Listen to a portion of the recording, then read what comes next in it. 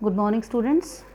आज हम कक्षा 12वीं में हिंदी में हमारी आरोह भाग 2 पाठ्य पुस्तक में महादेवी वर्मा द्वारा रचित एक संस्मरण पढ़ेंगे। महादेवी वर्मा का जन्म हुआ 1907 में फर्रुखाबाद, जो कि उत्तर प्रदेश में है।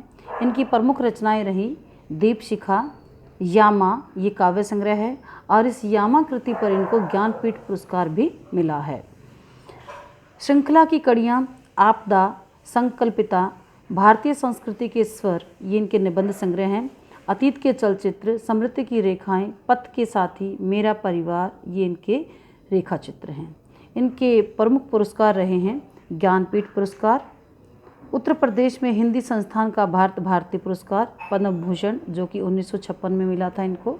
इनका निधन हुआ 1987 इलाहाबाद में। ये छायावाद की एक प्रमुख स्तंभ रही हैं और इन्होंने अपनी रचनाओं में रेखा चित्र और गद्य और पद्य दोनों ही विधाओं में इन्होंने सहज रूप से ही कार्य किया है। अब इस संस्मरण में जो समृद्धि की रेखाओं में से संकलित है भक्तिन, महादेवी जी ने अपनी सेविका भक्तिन के अतीत और वर्तमान का परिचय देते हुए उसके व्यक्तित्व का बहुत दिलचस्प खाका खींचा है।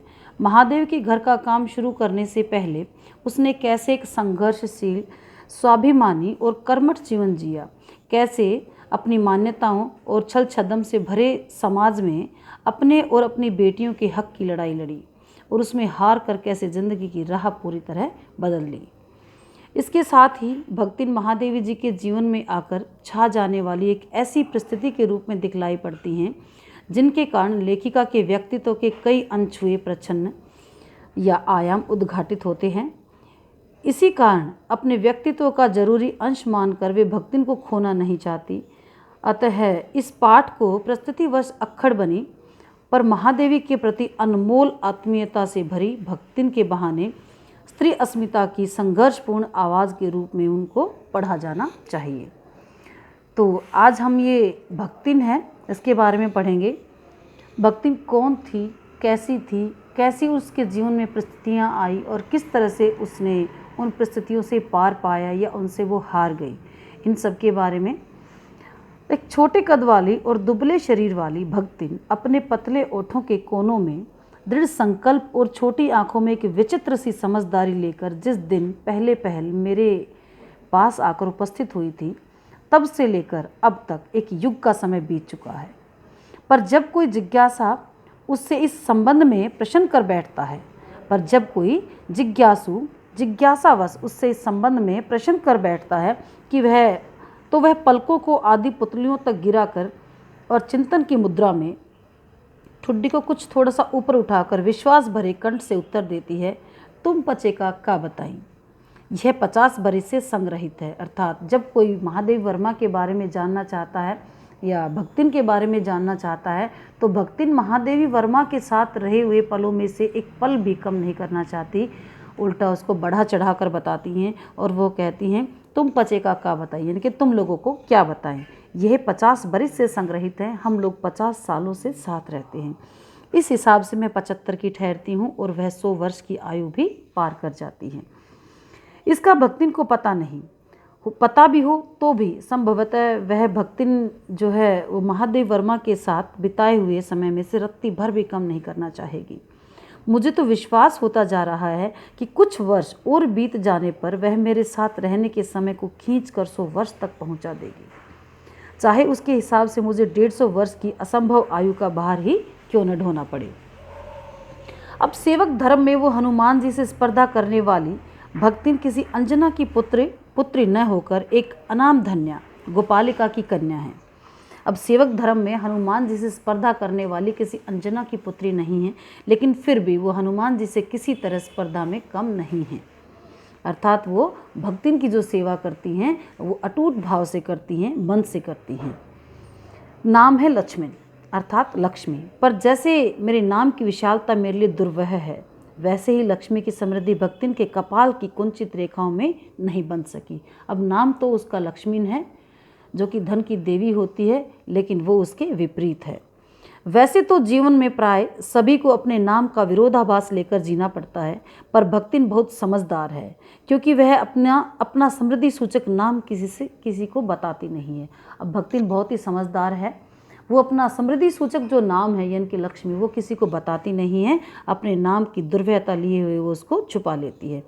लेकिन जब नौकरी की खोज में आई थी, तब ईमानदारी का परिचय देने के लिए उसने शेष इतिवृत्ति के साथ यह भी बता दिया था, लेकिन इस प्रार्थना के साथ कि वह उस नाम का उपयोग न करे। अब भक्तिन के पास वो एक नौकरानी का काम करने के लिए महादेवी वर्मा के पास जब भक्तिन एक नौकरानी के रूप में आई थी, तो उसने अपनी ईमानदारी का परिचय देने के लिए अपना सही नाम बता दिया था, लेकिन इस शर्त के साथ कि कभी भी वो उस नाम का प्रयोग दूसरों के सामने ना करे। अब मन ही मन महादेव वर्मा जी सोचती हैं कि अगर उपनाम रखने की प्रतिभा होती तो मैं सबसे पहले उसका उपयोग अपने ऊपर करती। इस तथ्य को वह देहातिन क्या जाने। इसी से जब मैंने कंठी माला देखकर उसका नया नामकरण किया, तब वह भक्तिन जैसे कवित्वहीन नाम को पाकर भी गदगद हो उठी। अब भक्तिन के जीवन का इतिवृत्त बिना जाने हुए उसके स्वभाव को पूर्णतः क्या अंशतः समझना भी कठिन होगा। अब भक्तिन के जीवन का इतिवृत्त बिना जाने उसके स्वभाव को पूर्णतः क्या मतलब थोड़ा सा भी उसके बारे में जानना बहुत ही कठिन था। वह ऐतिहासिक झूसी में गांव प्रसिद्ध एक सूरमा की इकलौती बेटी ही नहीं, विमाता की किंवदंती बन जाने वाली ममता की छाया में भी पली है। यानी कि जब वो बहुत छोटी थी तो उसकी माता का देहांत हो गया था और विमाता ने ही उसको पाला था। अब 5 वर्ष की वय में उसकी हड़िया ग्राम के एक संपन्न गोपालक की सबसे छोटी पुत्र वधू बनाकर पिता ने शास्त्र से 2 पद आगे रहने की ख्याति कमाई और 9 वर्षीय युवती का गोना देकर विमाता ने बिना मांगे पराया धन लौटाने वाले महाजन का पुण्य लूटा। अर्थात जब वो 5 साल की थी तो हंडिया ग्राम के एक संपन्न गोपालक की सबसे छोटी पुत्र वधू उसको बनाकर, अब हंडिया गांव के एक गोपालक की सबसे छोटी पुत्र वधू उसको बना दिया, अर्थात उसकी शादी कर दी, उसका विवाह कर दिया गया। और जब वो 5 वर्ष की थी तभी उसका विवाह कर दिया, और उसके बाद जब वो 9 वर्ष की हुई तो उसका गौना कर दिया, अर्थात उसको ससुराल भेज दिया। जब बाल विवाह होता था तो उस समय विवाह के कुछ सालों बाद ही लड़की को ससुराल भेजते थे, तो उसको गौना कहते हैं। तो उसकी शादी की उम्र थी, जब उसकी शादी हुई तो उसकी उम्र थी 5 साल, और जब उसका गौना हुआ अर्थात उसको जब ससुराल भेजा तो उसकी उम्र थी 9 साल। और पिता ने किसी महाजन का कर्ज लौटाने पर, जैसे पिताजी ने महाजन का कर्ज लौटाने पर एक पुण्य कमाते हैं, वैसे ही बिना मांगे उसका गौना कर दिया, अर्थात बिना ससुराल वालों के कहे उसको ससुराल में भेज दिया। अब पिता का उस पर अगाध प्रेम होने के कारण स्वभावतः ईर्ष्यालु और संपत्ति की रक्षा में सतर्क विमाता ने उसके मरणांतक रोग का समाचार तब भेजा जब वह मृत्यु की सूचना भी बन चुका था। अर्थात उसके पिता बीमार हुए और उनकी मृत्यु हो गई, लेकिन भक्तिन को इसके बारे में नहीं बताया गया, क्योंकि उसकी विमाता को पता था कि उसके पिता का उससे बहुत प्रेम है और शायद वो अपनी संपत्ति में से कुछ धन उसको ना दे दे, इसीलिए या इसी डर के कारण उसको उसके पिता के मरणांतक समाचार को भी उसने छुपाया। और जब उसके पिताजी का देहांत हो चुका था तो उसकी सास ने उसको बाद में बताया कि बहुत दिन हो गए तो अपने नैहर नहीं गई, यानी कि अपने मायके नहीं गई, अपनी माता से मिलने नहीं गई, ऐसा कर तो अपनी माता के पास जा और उनसे मिल ले। अब ये समाचार पाकर तो भक्तिन के पैरों में पंख जैसे लग गए हों, और इसी आग्रह को पाकर और सज धज कर या उसकी सास ने उसको ओढ़ा पहनाकर भेज दिया। और जैसे ही वो गांव की सीमा में पहुंची तो गांव की सीमा में पहुंचकर ही जैसे उसके पंख लगे हुए थे वो जैसे कि कट गए हों, और बार बार इस अप्रत्याशित अनुग्रह ने उसके पैरों में जो पंख लगा दिए थे वे गांव की सीमा में पहुंचते ही जैसे झड़ गए। हाय लक्ष्मी अब आई कि अस्पष्ट पुनरावृत्तियां और स्पष्ट सहानुभूतिपूर्ण दृष्टियां उसे घर तक ठेल ले गई। अब बार बार जो लोग उससे बात करते तो उनकी स्पष्ट सहानुभूति की दृष्टि उन पर पड़ी, तो वो समझ नहीं पाए कि ये लोग मेरे साथ इस तरह का व्यवहार क्यों कर रहे हैं, मुझसे इस तरह बातें क्यों कर रहे हैं। पर वहाँ न पिता का चिन्ह शेष था, न विमाता के व्यवहार में वो शिष्टता का लेश था। दुख से शिथिल और अपमान से जलती हुई वह उस घर में पानी भी बिना पिए उल्टे पैरों अपने ससुराल लौट आई। सास को खरी खोटी सुनाकर उसने विमाता पर आया हुआ क्रोध शांत किया और पति के ऊपर गहने फेंक फेंक कर उसने पिता के चिर बिछो की मर्मव्यथा व्यक्त की। वो अपने ससुराल वापस लौट आई और अपनी सास को भी उसने खरी खोटी सुनाई कि तुमने भी मुझे मेरे पिता का मरने का समाचार नहीं दिया और तुमने भी मुझे मेरे माँ के पास मेरे मायके में ऐसे ही भेज दिया। और अपनी माँ के घर जब वो गई तो उसने देखा कि विमाता के मन में मेरे लिए कोई प्रेम नहीं है और मुझसे ये बात भी उसने छुपाई।